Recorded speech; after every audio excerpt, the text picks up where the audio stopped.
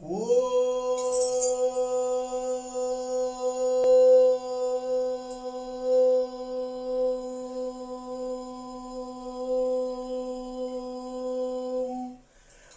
முருகா என்று ஓலமிட்டு அழைத்த போது நீ ஓடி வந்து அருள் பொழிந்தவனே.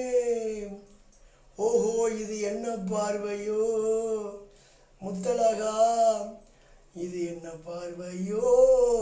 உன் முகம் என்னை பார்க்க மறுத்தாள், மறுமுகம் உளதோ வடபழனி திருவிளக்கு.